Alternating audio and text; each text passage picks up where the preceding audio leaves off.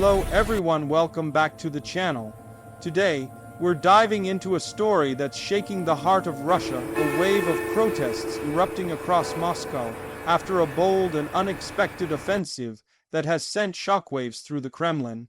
What began as a contained political event has turned into a powerful symbol of resistance, anger, and growing unrest within one of the world's most tightly controlled capitals. The streets of Moscow, once silent under the weight of fear, are now echoing with chants of defiance, frustration, and the demand for truth. In recent days, thousands of Russians have taken to the streets despite the government's heavy-handed crackdown.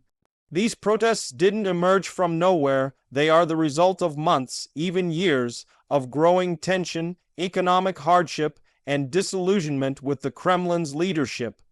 The immediate spark, however, came after a shocking military offensive that caught the Russian government off guard. For many, this moment became a breaking point, a symbol that even Moscow's iron grip could falter under pressure. The offensive in question was not just a battlefield event, it was psychological. When reports emerged of explosions and border breaches, Russians began to question how such attacks could reach so close to the nation's center of power. For a country that prides itself on its defense and control, this was a humiliation. Citizens flooded social media with questions the state refused to answer. How did this happen? Where were the defenses? And most importantly, who is really in control? The Kremlin's response was swift but telling. Within hours, it tightened censorship, blocked news channels, and released statements blaming external enemies and so-called traitors within. But that only fueled more suspicion. The government's attempt to downplay the event had the opposite effect. It made the people realize just how vulnerable and uncertain their leadership had become. Moscow's security forces began patrolling the streets in large numbers, but even their presence couldn't suppress the growing fury. For many Russians, these protests are about far more than a single offensive. They represent years of frustration with corruption, the cost of war, the loss of young lives, and the isolation of Russia from the world. Sanctions have battered the economy, prices continue to rise, and ordinary families struggle to survive, while the elite maintain their lavish lifestyles. Each protester in the streets carries not just a sign, but a story of hardship, loss, and a desire for change. Witnesses describe the atmosphere in Moscow as tense but electric. Crowds move through Red Square, waving banners that call for peace, transparency, and accountability. Many chant slogans that would have been unthinkable a few years ago. Some call directly for Putin's resignation, while others demand an end to the war and the lies that have defined state propaganda for so long. Despite arrests, beatings, and intimidation, people keep returning night after night, determined to make their voices heard. One of the most striking aspects of these protests is how organized they've become. Young activists, many of whom have never known a Russia without Putin, are now leading digital campaigns to bypass state censorship. Encrypted messages, online streams, and underground networks are helping to coordinate gatherings and share information with the outside world. It's a new generation of resistance, one that's technologically savvy, politically aware, and unafraid of speaking truth to power. International observers are watching closely. For decades, Moscow has projected an image of unshakable strength, but these protests show cracks in that facade. Foreign governments are treading carefully, aware that any statement could be used by the Kremlin to fuel anti-Western rhetoric. Yet behind closed doors, analysts agree this unrest marks a significant moment in Russian politics. It's a sign that even a regime built on fear and propaganda can't completely silence dissent forever. The Kremlin, meanwhile, is walking a tightrope. Too much force could ignite even greater outrage, but too little control risks emboldening the movement further. So far, the government has deployed riot police, armored vehicles, and mass surveillance tools to track down organizers. Dozens of journalists have been detained, and internet blackouts have hit major districts during peak protest hours. Still, images and videos continue to leak, spreading globally and undermining the Kremlin's narrative of stability. Inside the government, reports suggest growing unease. Some officials are reportedly questioning the leadership's ability to manage both the war and domestic unrest. Rumors swirl of internal disputes and silent power struggles within the upper echelons of the Kremlin. The recent offensive didn't just expose a military vulnerability, it triggered a political one. And in authoritarian systems, internal doubt can be more dangerous than external threats. Many Russians are now openly discussing topics that were once taboo, from military failures to economic decline and even succession. Conversations once whispered in private kitchens are now happening in public forums. It's as if the fear barrier that once silenced millions has finally begun to crack. This shift in mentality is perhaps the Kremlin's greatest fear, not an invasion from outside, but an awakening from within. At the same time, the human cost of this turmoil is immense. Protesters face brutal conditions.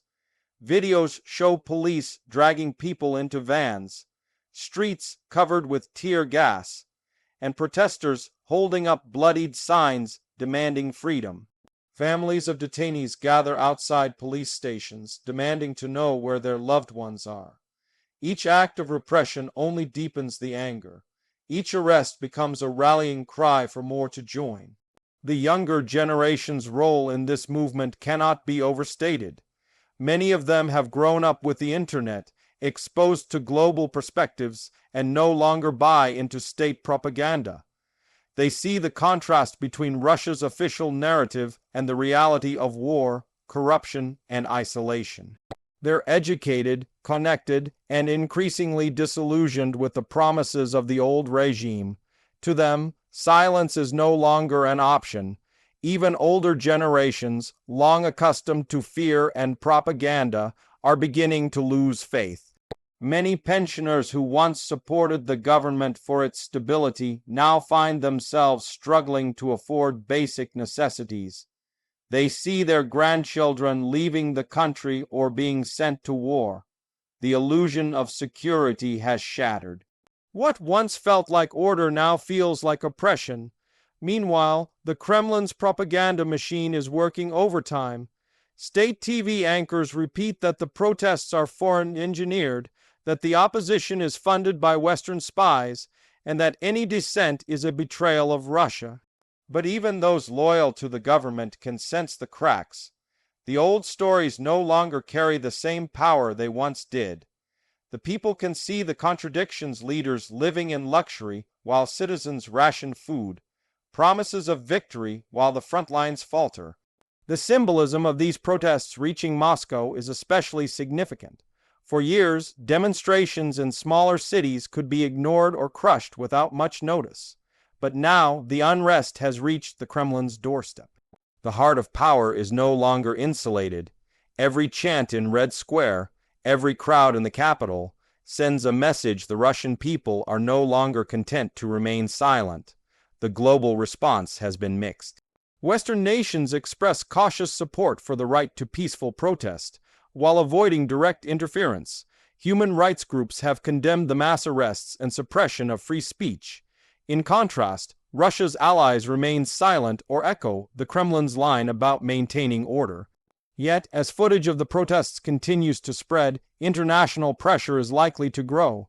For Putin and his inner circle, this is one of the most significant domestic challenges of their rule.